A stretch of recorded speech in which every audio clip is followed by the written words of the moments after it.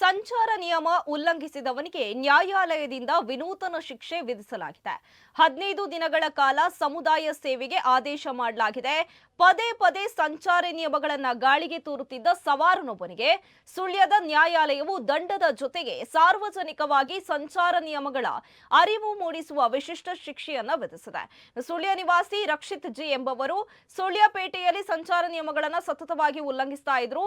ಈ ಬಗ್ಗೆ ಸುಳ್ಯ ಪೊಲೀಸ್ ಠಾಣೆಯ ಉಪನಿರೀಕ್ಷಕರಾದ ಸಂತೋಷ್ ಬಿಪಿ ಅವರು IMV ಕಾಯ್ದೆಯಡಿ 3 ಪ್ರತ್ಯೇಕ ಲಘು ಪ್ರಕರಣಗಳನ್ನು ದಾಖಲಿಸಿದ್ರು. ಈ ಪ್ರಕರಣಗಳಿಗೆ ಸಂಬಂಧಿಸಿದಂತೆ ಸುಳ್ಯದ ಮಾನ್ಯ SCJ ಮತ್ತು JMFC ನ್ಯಾಯಾಲಯಕ್ಕೆ ಚಾರ್ಜ್ ಶೀಟ್ ಸಲ್ಲಿಸಲಾಗಿದೆ. ಪ್ರಕರಣದ ವಿಚಾರಣೆ ನಡೆಸಿದ ನ್ಯಾಯಾಲಯವು ಆರೋಪಿಗೆ 2 ಪ್ರಕರಣಗಳಲ್ಲಿ ಒಟ್ಟು 3,000 ರೂಪಾಯಿ ದಂಡ ವಿಧಿಸಿದೆ.